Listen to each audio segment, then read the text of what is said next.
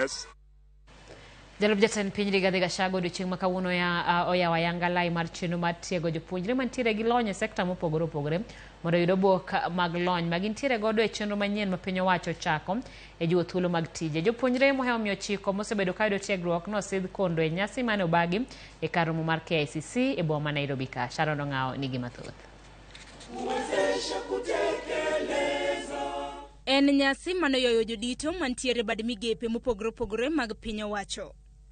Jopuonjre mohewo 900 mosebedo ka yudo tiegruok mopogore opogore e kuonde tiegruok ne osidh kondo.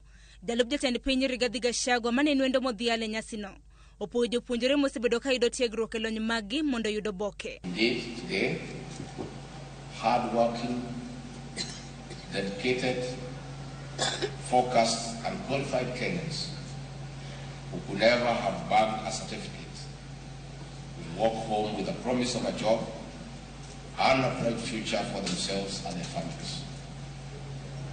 In these certificates, we are giving them the key and empowering them access to unlimited opportunities in the formal sector, locally and internationally.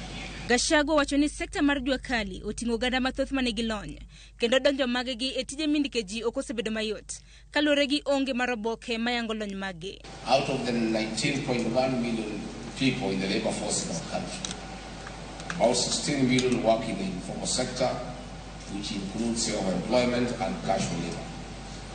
Despite their skills and expertise, the wills to facilitate transition from the jua kali to the formal sector of the economy has been missing. We have now seen that gap. The Ruto administration has done so because under the bottom-up transformation agenda better, we have given priority to job creation for the millions of unemployed Kenyans working in the jua kali sector. Dwaro mar tiego jopuonjre mantiere gi lony mopogore opogore mondo yudo oboke.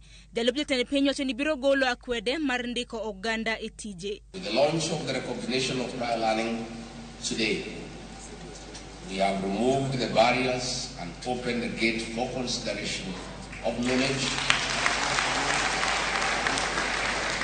skills, and expertise in employment.